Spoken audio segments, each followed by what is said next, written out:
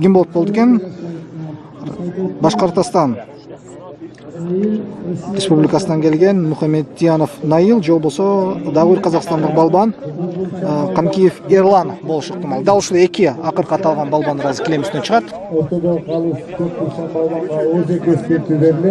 Эки балбанга тең азыр бел курдан карма алууга мүмкүнчүлүк бермекчи да, жана мына ышкыртаңын эки балбан тең. Албетте өздөрүнүн өнөрүн көрсөтүүгө аракет кылышат. Алдыда чоң бир байге, бул жарым финалга болгон жолдомо.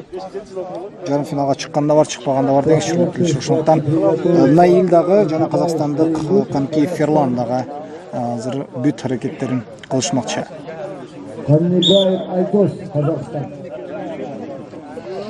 На ваших экранах вновь 1/4 финала весовой категории 96 килограммов. Очень грозные соперники встретились здесь.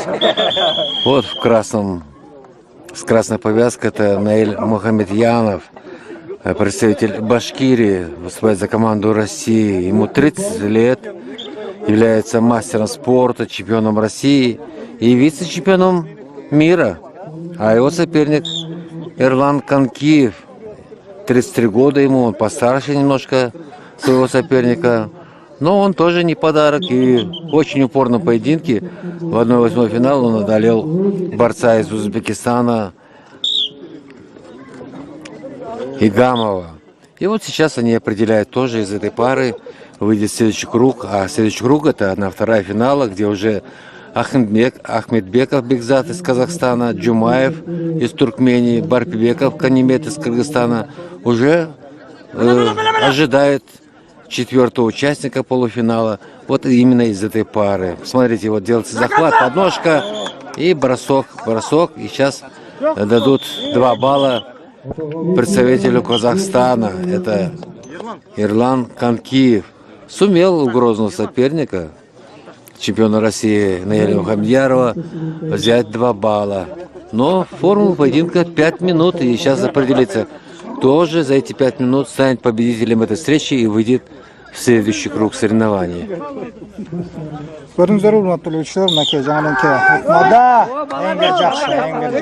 эң бир жакшы жаңаныңки ыкманы айтайын десем, мынакей кезектеги ыкмасын дагы Эрлан Канкиев, казакстандык балбан, аткарууга үлгүрүп кетти. Ага чейинки ыкмасында дагы 2 балга жете алган. А бул болсо бир аз Эрлан шашып кетти көрүнөт, Курдан кармай элек деле өзүнүн атаандашын басып калууга аракет жасады. Эрлан ошентип азыр упайлар боюнча алдыда. Байгеликте жарым финалга болгон жолдомо. Эми башкортостандык Мухамедьянов Наил бул белбоо күрөшү боюнча дүйнөгө атага чыккан спортчу экенин да айтып өтөлү. Дүйнөнүн вице-чемпиону. Жана ошондой эле Орус өлкөсүнүн улуттук чемпионаттын биринчи жолку жеңүүчүсү, спорт чебери. Өзүнүн биринчи кармашында Наил азербайжандык балбанын үстүнөн таптаза жеңиш кармаган эле. Мына эми бүткүл дүйнөлүк көчмөндөр оюндарындагы Наилдин өнөрүн көрүп турабыз. Азырынча казакстандык упайларды топтоо менен алдыда. Эреженин бир өзгөчөлүгү тууралуу айтып коюш керек. Көрүүчүлөр, эгерде эми өзгөчөлүгү эмес, бардык эле спорттун күрөш түн түрлөрүндө бар болуш керек, ушундай пункт. Эгерде атаандаш өзүнүн ыкмасын кремдин ичинен баштап, бирок сыртынан бүтүрөт турган болсо, баары деле упай ыйгарыла берилет. Эскертүү казакстандык балбанга пассивдүүлүк үчүн. Эми эскертүү алган балбанга эмес, анын атаандашына 1 балл берилет. Мынакей Наилге азыр 1 балл берилип отурат. Албетте, 1 эле гана балл, абга чейин казакстандык 3 упай топтой алган. Ну что ж, мне вот нравится, как проводит этот поединок Наиль Мухамедьянов. Он, видите, очень спокоен, не спешит. А вот суетливость со стороны казахстанца Эрлан Канкиев чувствуется. Он и проигрывает по очкам, и вот пытается сделать подсечки, но не получается. Все-таки как-никак чемпион России. А в России вы знаете, что поясная борьба очень сильно развита. И там очень часто проводятся турниры, чемпионаты. И к тому же еще Наиль является вице-чемпионом мира по поясной борьбе. Так что вот видите, его опыт позволяет ему спокойно проводить этот поединок. Ну, а Канкеев Ерлан, он получил предупреждение за то, что без свистка начал атаку. Вот. И затем он еще получил за пассивное ведение еще один предупреждение. Ну, естественно, что более маститый, более такой титулованный Наиль Мухаметьянов, он себе позволяет немножко вот. И сейчас делается предупреждение уже Наилю Мухаметьянову за пассивное ведение. И вновь судья на ковре сводит соперников в центр. Я помню, что это последняя пара четвертьфинала весовой категории 96 килограммов, где будут. Ну вот сейчас был бросок за линию, за белую линию, и поскольку спортсмен упал на спину, то дается 2 балла. Самая высокая оценка за проведение приема. И вновь сошли соперники. Сейчас определится в конец, вот, кто сыграет, как говорится, лучшую концовку, тот и выйдет в следующий круг соревнований. Урматтуу көрүүчүлөр, чейрек финалдык акыркы жупта Казакстандын балбаны Канкеев Ерлан жарым финалга чыга алды. Бир тойло атактуу чыккан Мухаметьянов Наил аттуу Башкортостандын жигити үстүнөн жеңиш калмап, упайлар боюнча таза жеңишке жете алган жок. Упайлар боюнча гана алдыга чыгып, жыйынтыгында биздин балбан Барпыбеков Канымет менен жарым финалда кармашмакчы. Ну, сейчас, уважаемые друзья, на ваших экранах полуфинал в весовой категории 60 килограммов. Вы видите красным поясом кыргызстанец Толош Улубек Турсун. И его соперник Родион Тудаяков, россиянин из Хакасии. Должен сказать, что в этой встрече вот явное преимущество оказалось за спортсменом из Кыргызстана. И вот бросок приносит ему чистую победу. И он выходит в финал. Толош Улубек Турсун в финале 55 килограммов. Анда эмес, урматтуу көрүүчүлөр, 60 салмак даражасы бүткүл дүйнөлүк көчмөндөр оюндары кыргыз күрөш боюнча оюндар кызып келе жаткан чагы мынакей жарым финал. Урматтуу көрүүчүлөр, килем үстүндө кызыл түшкөн бул Лукманов Шамиль, Татарстан Республикасынын өкүлү, жана ошондой эле ага каршы турган казакстандык балбан бул Сатыбалдиев Амангелди. Шамиль тууралуу айта турган болсок, спорт чебери, буга чейинки беттешинде биздин балбан Айтмурза уулу Азизбекти утуп, андан соң дагы өзүнүн жердеши Башкортостандан келген Ибатуллин Илфакты да уткан. Мынакей эми өзүнүн 3-чү кармашынан чыгып отурат. Айта кете турган болсок, байкашыбызча абдан ушунчалык дымактуу спортчу экен. Тийген жок, дагысы тийген жок. 2 балл. 2 гана балл. Эгерде дагысы таза тийгенде казакстандык балбан таза жеңишке жете алмак. Али ортодо беттеш уланууда 5 мүнөт берилет эки балбанга тең. 5 мүнөт ичинде же таза жеңишке, же болбосо упайлар боюнча алдыга чыгыш керек. Килем сыртына чыгып кетти.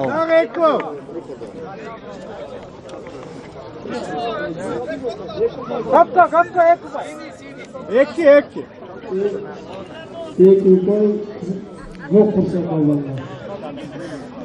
Ну вот, сейчас вы видели, что Сатыбалдиев Амангелди получает балл победный 1. И поединок продолжается. Напомню, уважаемые друзья, это полуфинальный поединок весовой категории 60 килограммов, где встречается Лукманов Шамиль из Татарстана, России. Он в предыдущих встречах одержал 2 победы над Ибатуллиным Ильфаком из Башкирии и турецкий спортсмен Карачу Даганом. А Сатыбалдиев сумел победить таджикистанца Алифидзадо Ибадоло. И таким образом вот сейчас они оба встречаются в полуфинале.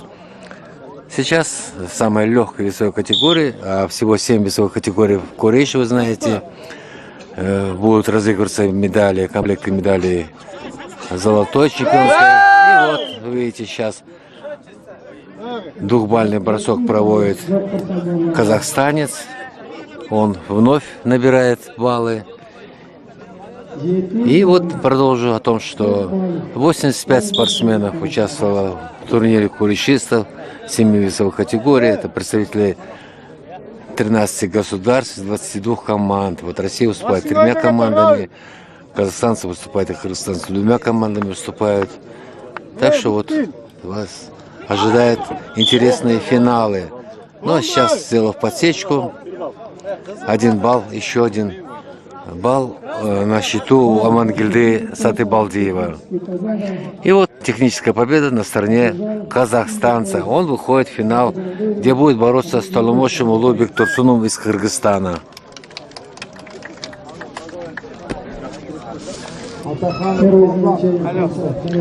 Анда сорматтуу элчилер 55 салмак даражасы кыргыз күрөш боюнча кармаш бул көңүл жубатуучу күрөштөр.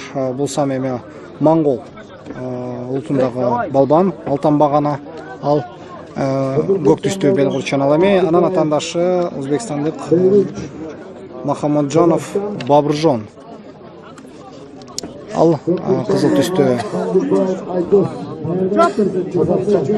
белгурду байланып чыкты. Эгерде айта турган болсо, урматтуу көрүүчүлөр, мынакей алтанбагана монголиялык балбан жарым финалда биздин жигитибиз Тынчтыкбек уулу Бекзатка уттуруп жиберип, чемпиондук мына эми көңүл жубатуучу гана беттештерге чыгууга мажбур. Ал эми дал ушул бүгүнкү монголдун, азыркы монголдун атаандашы Махамаджанов Бабыржонду болсо биздин ошол эле Бекзат өзүнүн биринчи кармашында утуп алган.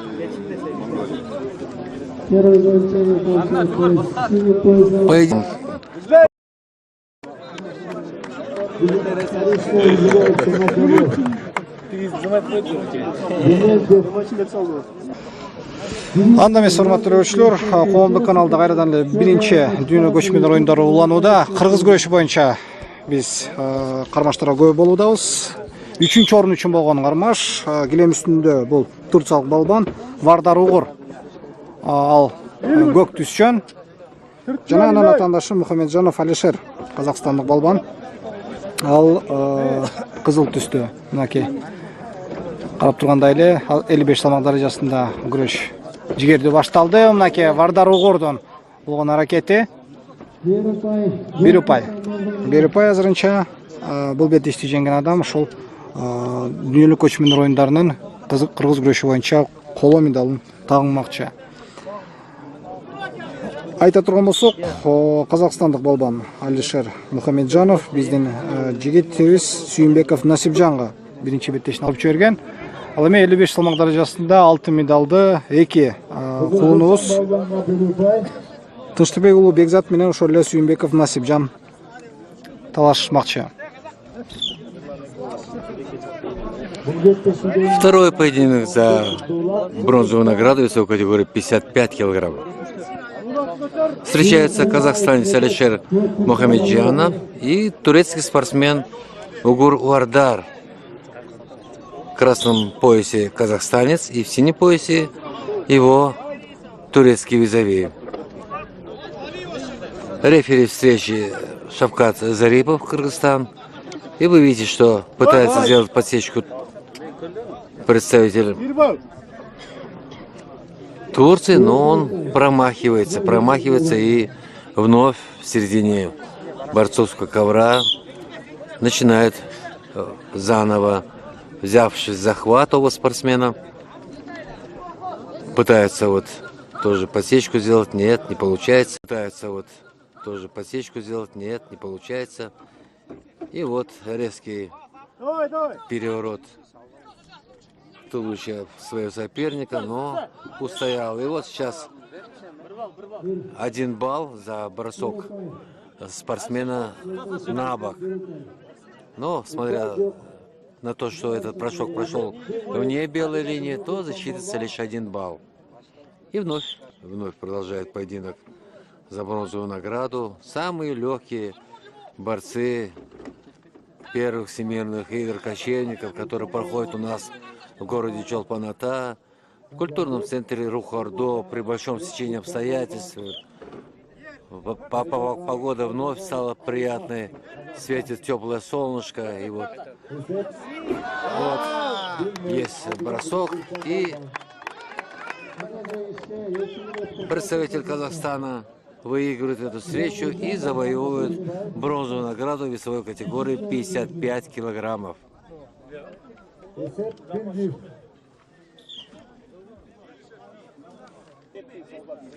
Мына эмес урматтуу көрүүчүлөр 66 салмак даражасындагы эң бир кызыктуу беттешке келип жетти, урматтуу көрүүчүлөр. Килем үстүндө биздин кулунубуз Эралиев Мерлан көк түстө бел курду байланып чыкты. Жана таандаштыкта ким десеңиз, бул монголдук баатыр Дуамжав Гансук. Дал ушул монгол балбаны буга чейинки беттешинде Россиянын эң бир күчтүү делип келген башкортостандык жигитте Галимов Станиславды утуп алган болчу. Мына эми жарым финал жана Мирланга биз ийгилик каалайбыз.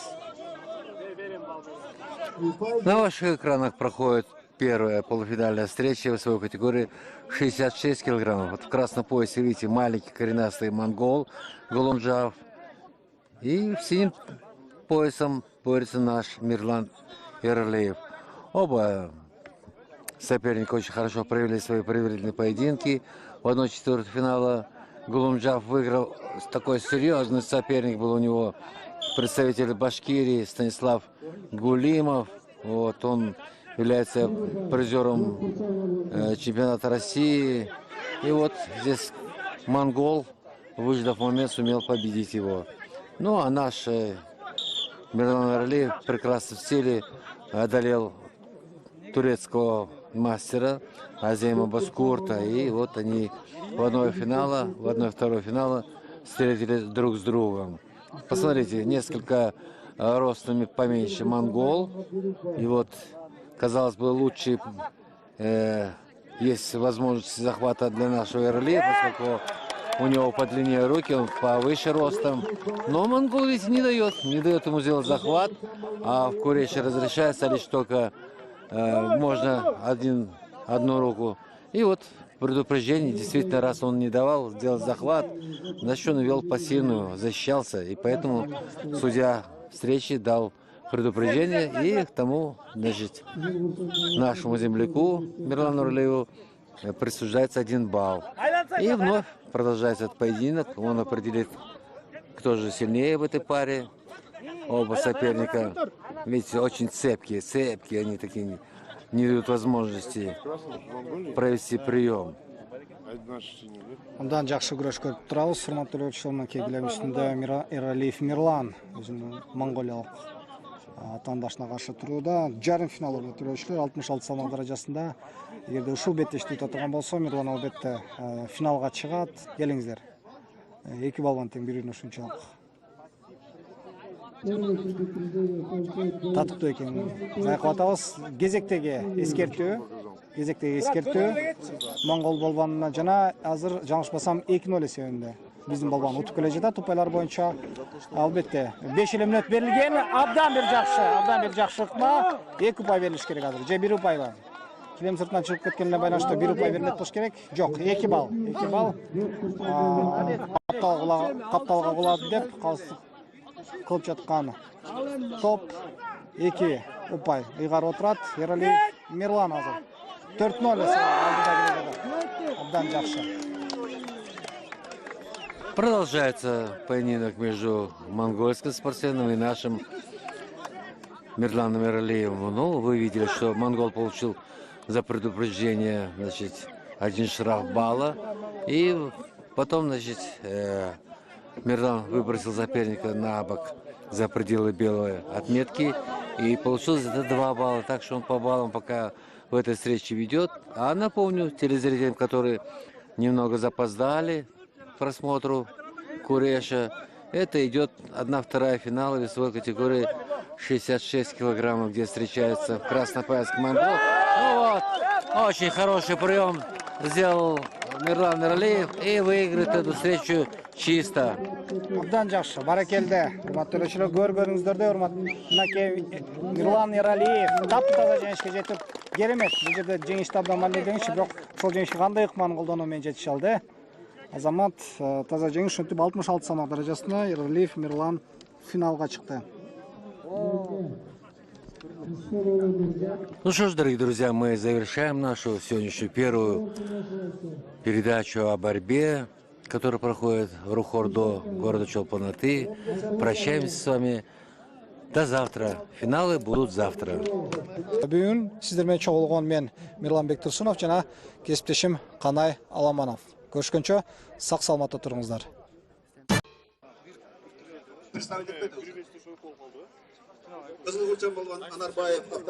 Здравствуйте, уважаемые болельщики, любители куреша. Сегодня мы показываем финальные поединки по кыргыз-курешу в программе Всемирных игр качельников, которые проходят у нас здесь в Чолпан-Ате, в культурном центре Рухордо. И вот вы видите первую пару, финальную пару весовой категории 55 килограммов. Тынчтыбек Улубекзат, Кыргызстан, он в красном повязке, и в синей повязке Сүйүнбеков Насипчан. Оба спортсмена прекрасно прошли все турнирные перипетии, выиграли свои схватки. И вот финальную часть два кыргызстанца будут оспаривать первое и второе место. Оба прекрасно подготовлены, физически хорошо, и на этом турнире показали прекрасные технические приемы, и зрители бурно приветствовали выход в финал обоих молодых спортсменов. Тынчтыбек Улубекзат, он из Таласа, Карабуринского района, из села Бейшеке, 94-го года рождения, является студентом Кыргызского национального университета имени Баласагына. И вот так вот, начиная последние 3 года, он очень увлеченно занимается курешем и вот достиг вот такого первого большого успеха. Его соперник также Сүйүнбеков Насипжан из Таласской области, из Багаятинского района, села Интымах. Он 96-го года рождения, моложе на 2 года своего соперника, но показал достойную борьбу. И вот в финале борются два кыргызских борца. Эндемесе урматтуу көрүүчүлөр, эмнедейбиз? Ушинтип биринчи дүйнөлүк өнөр оюндарынын алкагында кыргыз күрөшүнүн мынакей финалдык бөлүктөрү Насипжан, то на 2 балла оценивается.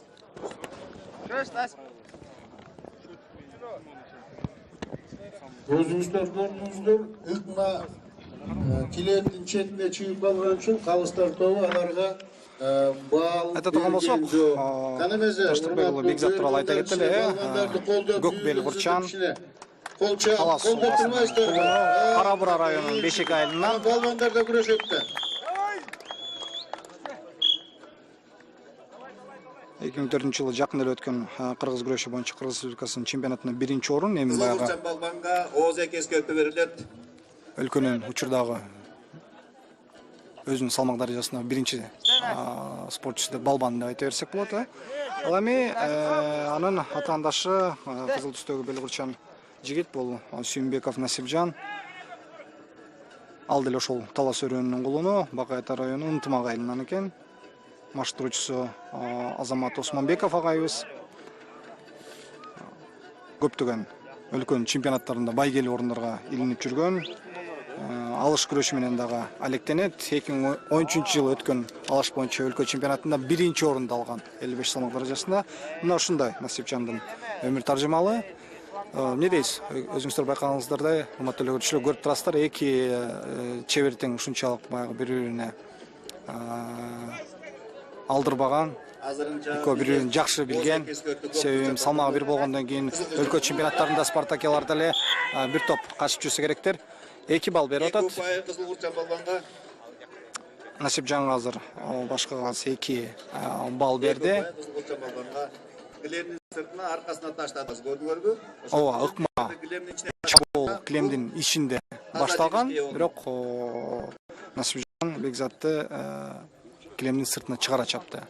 Ошого байланыштуу таза жеңиш жок. Эгерде таза жеңишке жетиш үчүн кыргыз күрөшүнүн эрежелери боюнча сөзсүз түрдө атаандашыңды килемдин ичине чабыш керек. Болгондо да 2 даласында бирдей. 2 минут 36 секунд. Эки атаандашка 5 гана мүнөт берилет, жолбосо таза жеңиш менен жетиш керек. Эскертүү берилет болуш керек азыр, Урматтуу көрөрмандар, финалда таза болот. 5 мүнөт таза күрөш болот. ышкырык болгондо секунда токтотулат.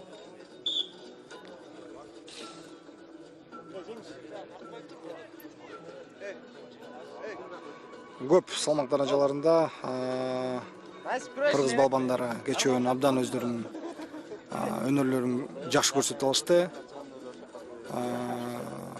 Көп учурларда ошол биздин эле балбандар башка жактан келген балбандардан алдагыйла өйдө болуп көп көрөрмандардан сүйүнтүп отурушат. Ну вот вы видите, как проходит борьба. Ну, очень приятно, что оба спортсмена являются уроженцами Таласской области, Бакаятинского района. И вот именно там, в Бакаятинском районе, один из основателей кыргызской борьбы, Анаркул Кибраев, девятикратный чемпион Кыргызстана по видам куреша, заслуженный тренер Кыргызской республики. И вот он в селе Кыргызстан, Ленинполский район, тогда назывался, сейчас Карабуринский район. Вот он там увлек очень много молодежи заниматься курешем. И вот он подготовил 53 мастера спорта по курешу. Ну, вы знаете, что сам Анаркул Кибраев боролся, был неоднократно чемпион республики. И вот в его время многократным чемпионами страны были такие известные борцы, как Сүйөт Сулейманов, Айдар Джуманалиев, Бакыт Баянджигитов, Талбаши Джолоев и многие-многие другие. Сабыр Усупов вот, тоже был тяжеловес известный. И вот не случайно из Бакаатинского района выходят очень сильные борцы. И вот как проявление этого примера, сегодня в финале первых всемирных игр, вот видите, прекрасный прием провел Тышбек Улубекзат. И борьба продолжается. Сейчас мы узнаем, кто станет чемпионом первых всемирных игр кочевников самой легкой весовой категории 55 килограммов.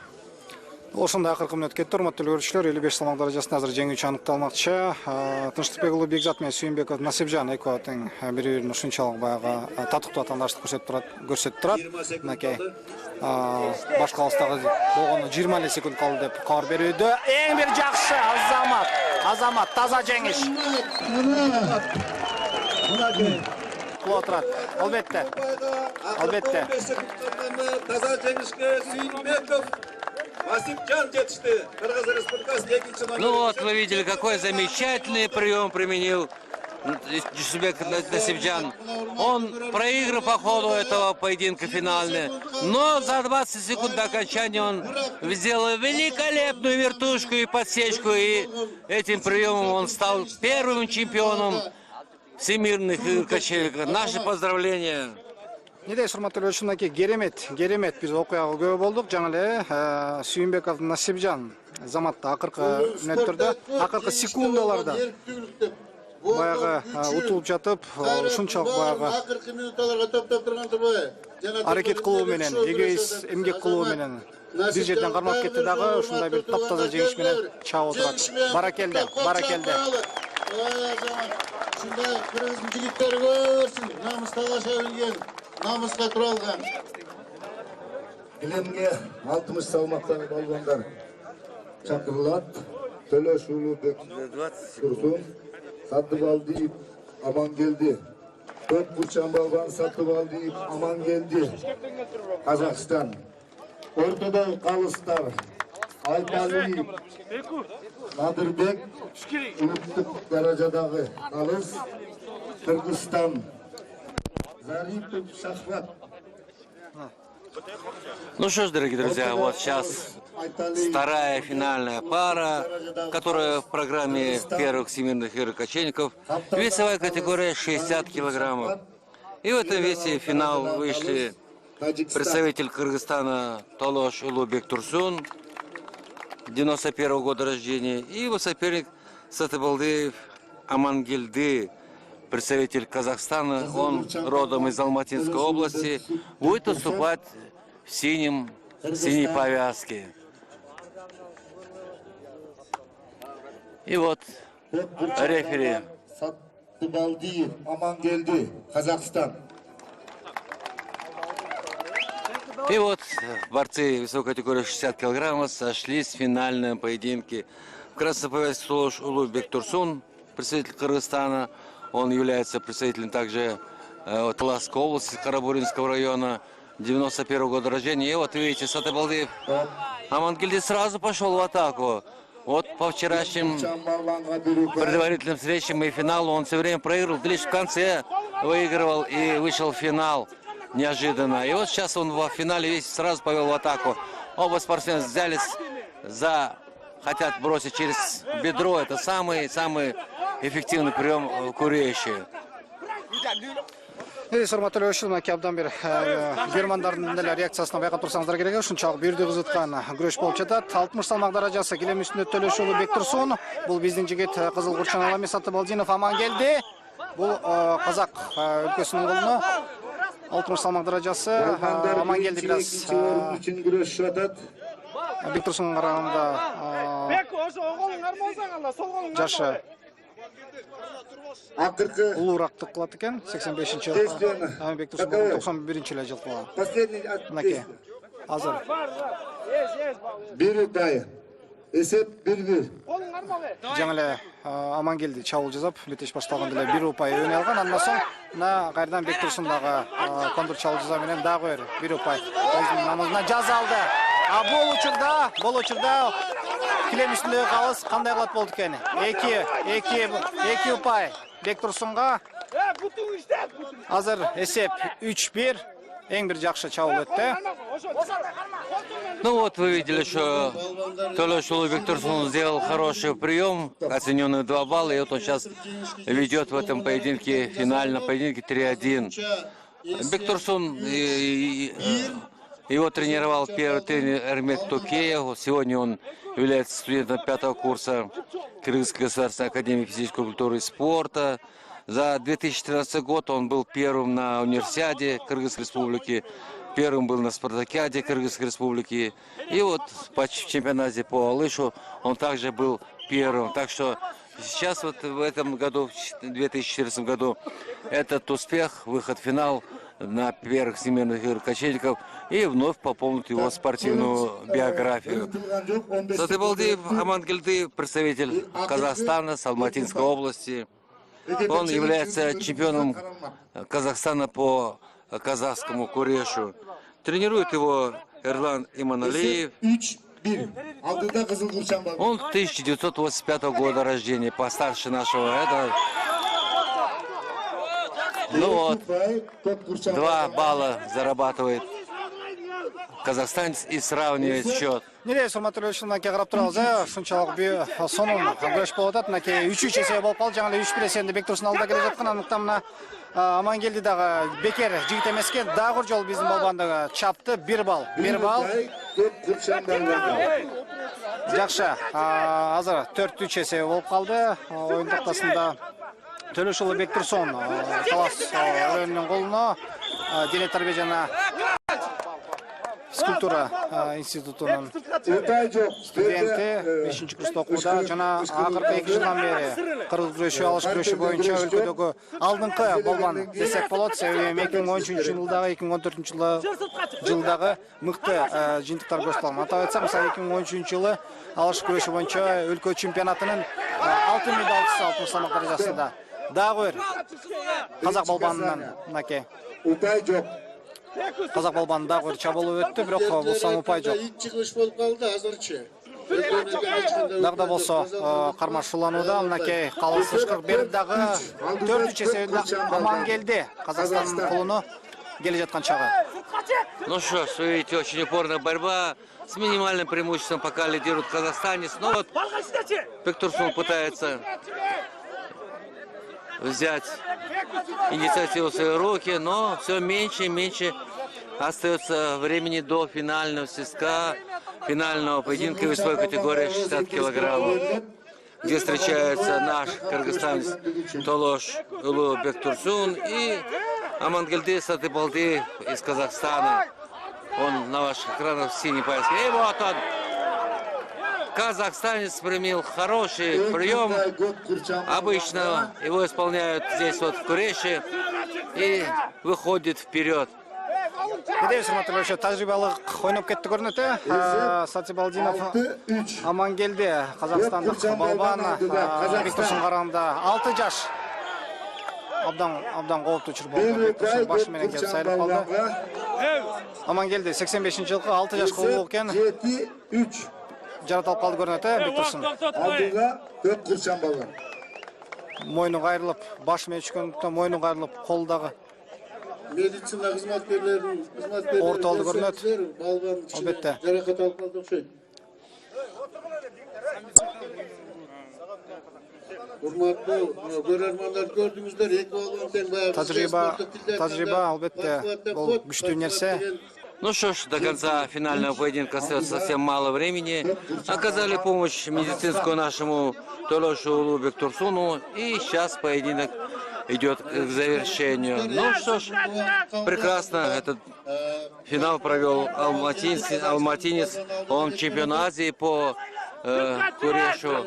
Вот, является неоднократным чемпионом Казахстана, очень опытный спортсмен. И вот в этом поединке он преподает уроки более молодому Толошулу Бектурсуну. Ну что ж, до конца времени мало осталось, и пытается наш борец взять инициативу в свои руки, но я думаю, что 3 балла будет очень сложно отыграть ему. Сейчас пока счет 4 балла, счет 7-3, впереди казахстанец.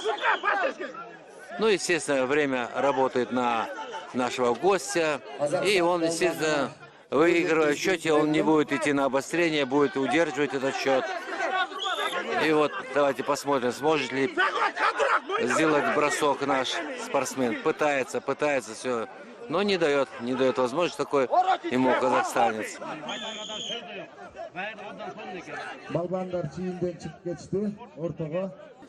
До конца осталось 19 секунд этого финального поединка. И в счете 7-4 ведет казахстанец. Естественно, он сейчас будет приводить амуницию в свой порядок. Время играет на его. И поединок продолжается.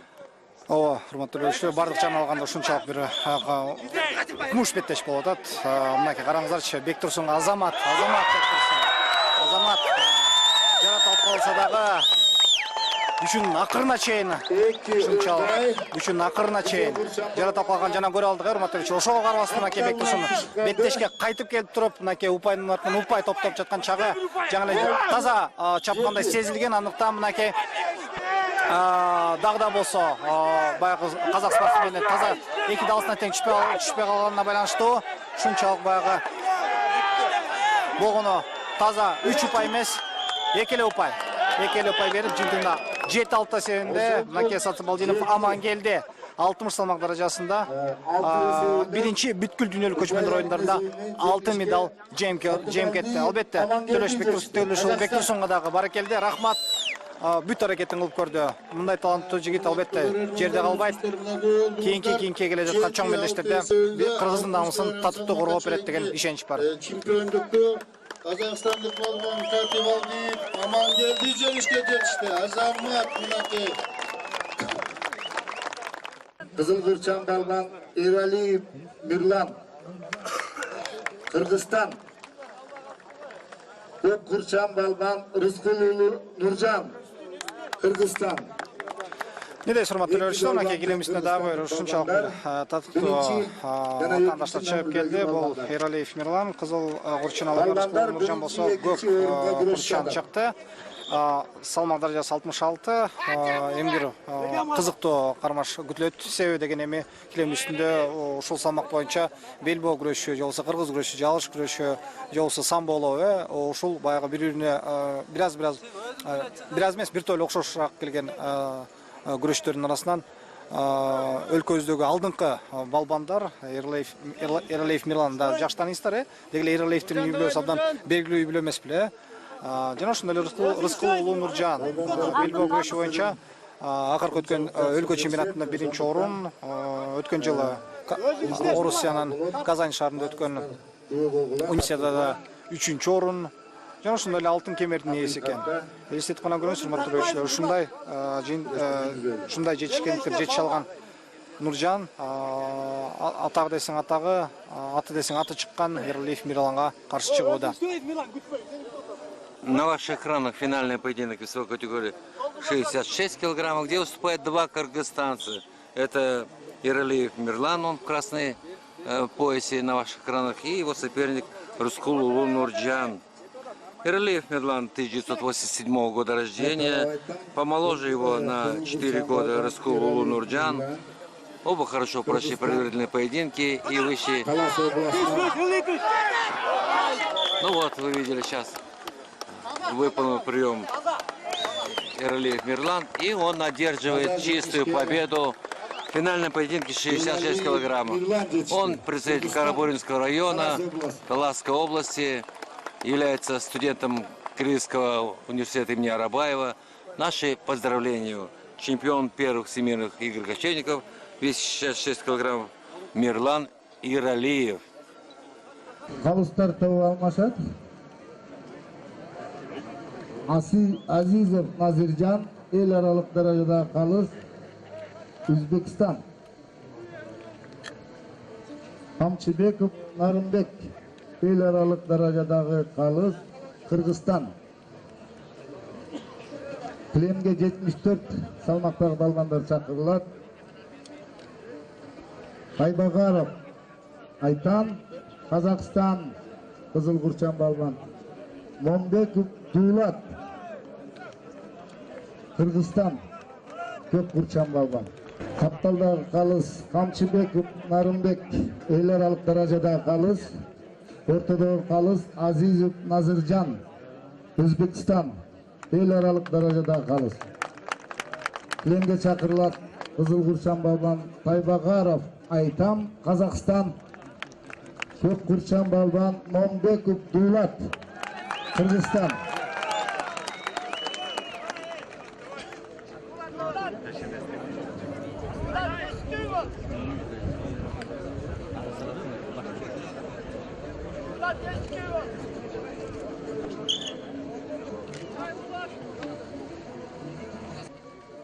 Көк Курчан балбан Момбеков Дулат, Кыргызстан.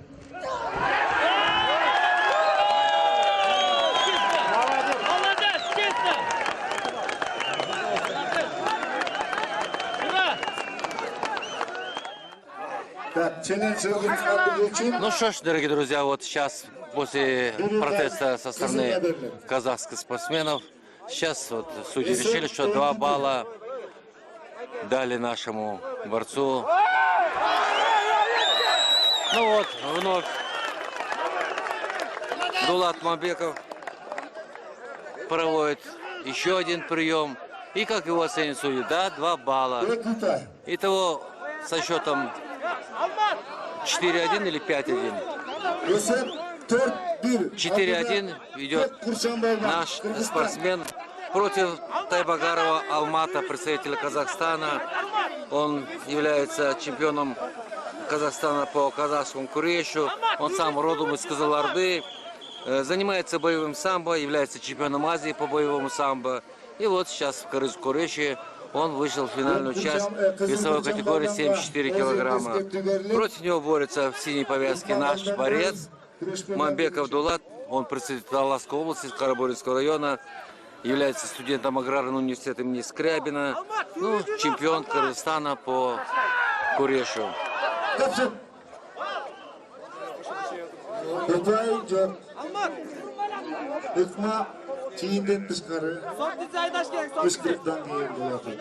2012 году Дулат Момбеков был в Астане бронзовым призером на чемпионате мира.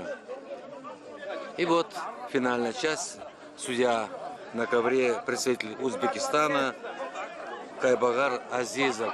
Ну, оба спортсмена хорошо подготовлены, прошли прекрасно весь путь от первого тура до финального поединка.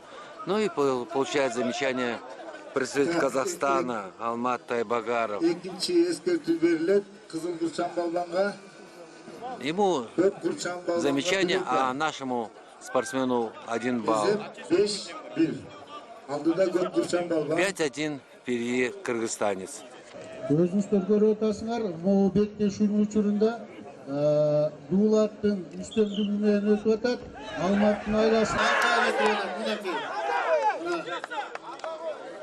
Эки ұпай. Дагы бир биздин балбан. Биздин балбанга дагы бир.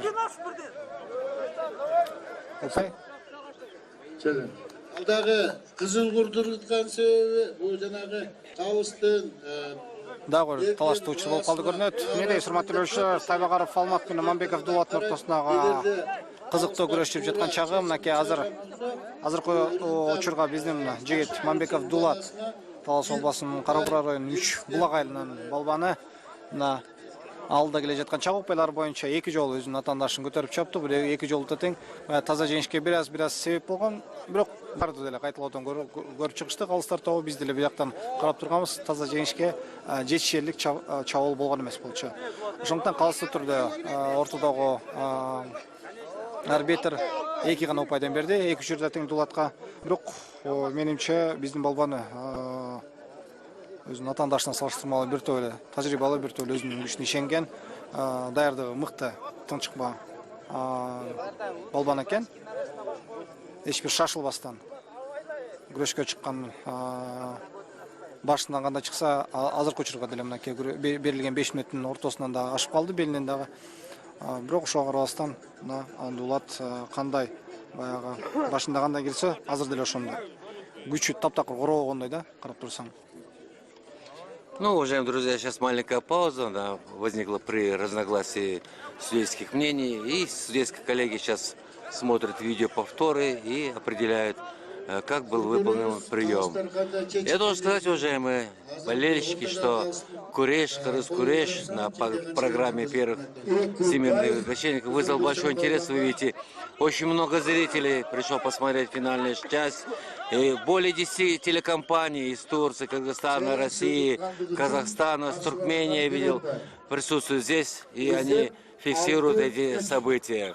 Много журналистов, и мы сейчас находимся на финальном поединке весовой категории 74 килограмма по Кыргыз-Гурешу. Видите, что инициативой владеет пока наш спортсмен, который выступает в синем поясе. Но казахстанец пытается переломить ход поединка. Ооба, дал ошондой 6-3 эсеп азыр. Оюн таптасында Дулат жакшы баштагандай болгон. Андыктан мынакей акыркы секундалар өзүңүздөр көрүп турдуңуздар, Тайбагаров Алмат Казакстандын балбаны бир төлө чабуул жасап, ар кандай ар түрдүү аракеттер кылып атат. Алдынан чыгып, артынан чыгып.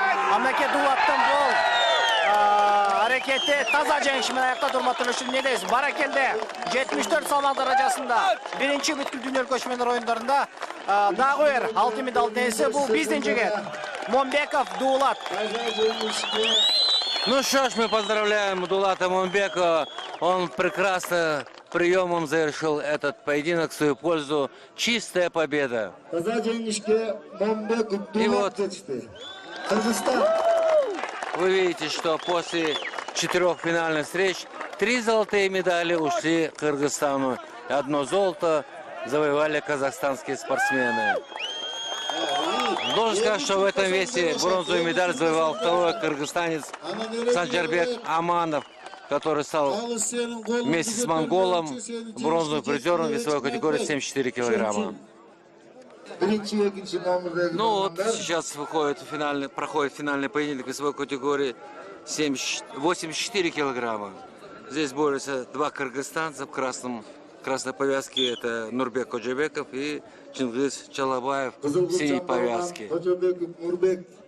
Ирей, сурматтуулар, 84 салмак даражасы. Бул даражада биздин 2 жигитибиз бар. Коджабеков Нурбек. 1988 жылы тууган. Эми Нурбекти баарыбыз эле жакшы тааныса керектир, урматтуу көрүүчүлөр. Акыркы бүткүл дүйнөлүк универсиада оюндарында Казан шаарында өтпөдү. Ошондо алтын медалды жеңе алган, ушундай бир чебердүү балбан. Мынакей кызыл бел курчан. Анын атаадашы Чалабаев Чыңгыз. Экөөнүн жашы тең. Экөөнүн намдары да тең. Мисалы айта турган болсок, Кыргыз Республикасынын биринчилигинде кыргыз күрөшү боюнча 2014 жылы биринчи орунду алган, 2012 жылы Азия биринчилигинде Өзбекстанда өткөн самбо боюнча биринчи орунду алган. Бул эми Кожобеков Нурбектин атаандашы Чалбаев Чыңгыз тууралуу болду. Ами Нурбек бул бел боо күрөшү жана кыргыз күрөшү боюнча өлкөдө эле эмес, эми дүйнөгө деле аты чыгып калды. Дүйнөлүк деңгээлдеги балбан десек болот. Финальный поединок высокой категории 84 килограмма. Вы видите, в красном поясе это Нурбек Кожобеков, представитель спортклуба Бешсары. Кстати, Чингиз Чалбаев является представителем спортивного клуба Бешсары. И вот он сам самбист, боевой самбо, является чемпионом Азии. Но Нурбек Кожобеков наш признанный лидер в борьбе куреш. Он является чемпионом мира 2011 года, призером чемпионатов мира по борьбе на поясах 2012-2013 года и является чемпионом Всемирной универсиады в Казани, мастер спорта международного класса. И Чалбаев Чингиз, представляющий спортивный клуб Бешсары, где президентом спортивного клуба, почетным президентом является Камчбек Жолдашбаев, который очень развивает куреш, вольную борьбу, греко-римскую борьбу. Есть залы Бешсары, также там есть зал бокса. И вот, пожалуйста, выходцы из Бешсары являются признанными лидерами куреши. Назарыңыздарда Кожобеков Нурбек менен Чалбаев Чыңгыздын 84 салмак даражасындагы алтын медаль үчүн болгон кармашылышы. Эми Нурбек тууралуу маалымат айта турган болсок, Кыргыз мамлекеттик техникалык университети самбо алыш күрөштөрү боюнча спорт чебери. Мисалы бел боо күрөшү боюнча дүйнө биринчилигинин 2-чи орунун алган 2013 жылы. Жана ошол эле жылы алыш күрөшү боюнча Азия биринчилигин утулган. Эстетип гана көрүңүз, ушундай гана жыл сайын чоң баягы эл аралык деңгээлдеги ийгиликтерди жаратып келе жаткан мына балбан биздин жигитибиз. Эми Чалбаев Чыңгыз тууралуу дагы айтып өттүк, урматтуу көрүүчүлөр. Эсеп 2-0 алдыда Кызыл Курчан балбан. Талас областынын Кара Бурай районунун Акжар айылынын кулуну Чыңгыз, ал Көк Курчан казак күрөшү боюнча дүйнө биринчилигинин 2010 жылы өткөн дүйнө биринчилигинин коло медалчысы. Бул да бир топ чоң жетишкендик айтып өтсөк. Жана ошондой эле алыш күрөшү боюнча дүйнө биринчилигинде финалга чыгып бирок утулуп калган. Абдан бир жакшы кызыктуу Чыңгыздын аракети болуп өттү. Мынакей азыр ортодо калысты карап турмакчыбыз. Бал берип болду. Кызыл Курчан Нурбекке бир упай ыйгарылды. Эсеп 3-0 алдыда Кызыл Курчан балбан. 3-0 эсебинде азыр Кожобеков Нурбек финалдык кармашта алда келе жаткан чагы. Эмне дейсиз, урматтуу көрүүчүлөр? Эми баягы тажрыбалыгын кылып жатат көрүнөт. Нурбек Чыңгызга салыштырмалуу көп эл аралык мелдештерди утуп, сыртка да көп чыгып жүрөт. Кечөөнкү Нурбектин күрөшкөнүн карап отуруп ушунчалык бир суктанасында, капталдан карап отурсаң, ушунчалык өзүнө ишенген, шашпастан ар бир атаандашын салмактап карап, эч жака демитпестен мындай өзү ойлонгон Көк Курчан балбанга өзөк эскертүү берилет. Күрөштө бой күрөшпөгөндүгү үчүн алып келди. Мына бүгүн финалда Кожобеков Нурбек, эгерде былтыр 2013 жылы универсиадада, бүткүл дүйнөлүк универсиадада алтын медаль алган болсо, мына бул сам биринчи өтүп жаткан кереметтүү Ыс көлүнүн жээгинде дүйнөлүк көчмөндөр оюндарындагы кыргыз күрөшүнүн боюнча алтын медалды утууга келе жаткан чагы. Со счетом 4-0 в этом финальном поединке ведет Нурбек Кожобеков. Ну что, это, видимо, так и должно быть. Он чистый курещист, как говорится. А Чингиз Чалбаев, он пробует себя во многих видах единоборств, является чемпионом Азии по боевому самбо, борется в других единоборствах. Но то, что он оказывает сопротивление лидеру кыргызской борьбы куреш, это они оба одногодки, давно занимаются спортом и, видимо, хорошо друг друга знают. Ну вот, видите, еще балл берет Нурбек Изабеков, и он ведет в этом поединке финальном 5-0. За 30 секунд до окончания 5-0. этого поединка он явный лидер. Если ничего не случится там, с чистым броском может победить любой спортсмен из обоих спортсменов, то чемпионское звание в этой весовой категории по праву будет принадлежать Нурбеку Ходжибекову, самому сильному курещисту сборной команде Кыргызстана, самому именитому. Он является капитаном сборной команды Кыргызской Республики по курешу, и поэтому его успех должен быть примером для остальных.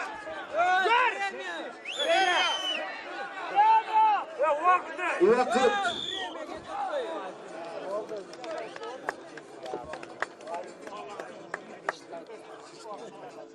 Недейс урматтуу көрүүчүлөр, мынакей Кожобеков Нурбек күтүлгөндөй эле 84 салмак даражасында биринчиликти эч кимге берген жок. Чалабаев Чыңгыз албетте финалга чыгып, бир тойло татыктуу атаандаштык көрсөткөндөй болду. Бирок эми мына Нурбектин чеберчилиги, Нурбектин тажрыйбасы, Нурбектин ушундай болгон даярдыгы баарын жеңип чыгып, жыйынтыгында 84 салмак даражасында дагы бир биздин кыргыз балбаныбыз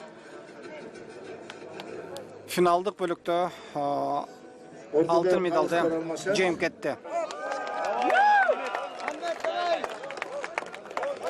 Недейс урматтуу көрүүчүлөр, 96 салмак даражасы назарыңыздарда.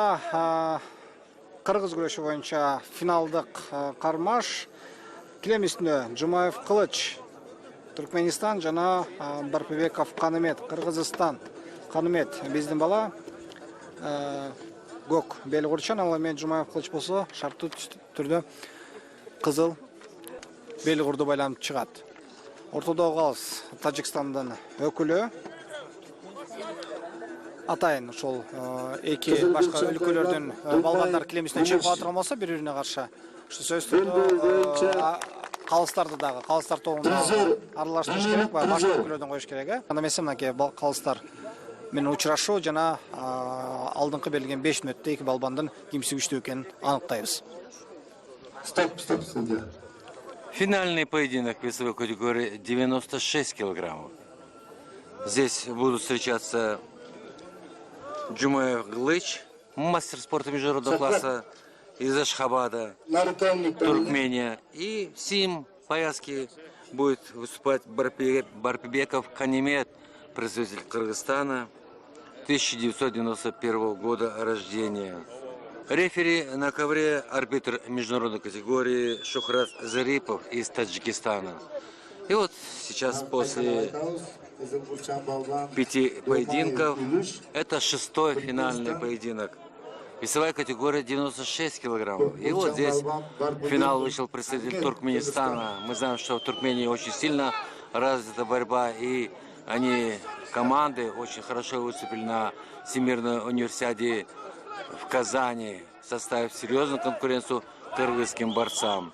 И вот в этом финале встречаются очень опытный, очень сильный борец из Туркменистана, мастер спорта международного класса Джумаев Глыч. Он воспитанник ашхабадского тренера Максата Насирова, является чемпионом Азии и призером чемпионатов мира и универсиады. Его соперник Канимет Барпыбеков, он из Таласской области, Карабуринского района, 91 года рождения, мастер спорта, студент 5-го курса Кыргызского национального университета имени Баласагына, является чемпионом Азии по алышу 2013 года. На универсиаде в Казани он был также третьим призером, как и на чемпионате мира по курешу. Мынакей урматтуу көрүүчүлөр, 96 салмак даражасында күрөш уланууда. Барпыбеков Канымет биздин жигит көк курчан. Бул не болуп калды? Таза жеңиш. Ортодогу калыс таза жеңишти берип атат. Недейс урматтуу көрүүчүлөр, күтүлбөгөн жерден Канымет түшүп калды көрүнөт. Өзү деле күтпөсө керектер.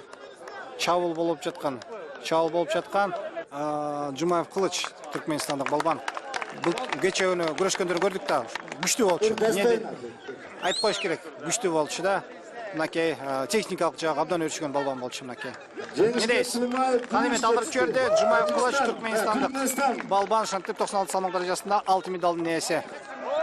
Ну вот, великара из туркменского борца Джумаев Кылыч, чемпион первых всемирных игр кочевников, Туркмения, весовая категория 96 килограммов.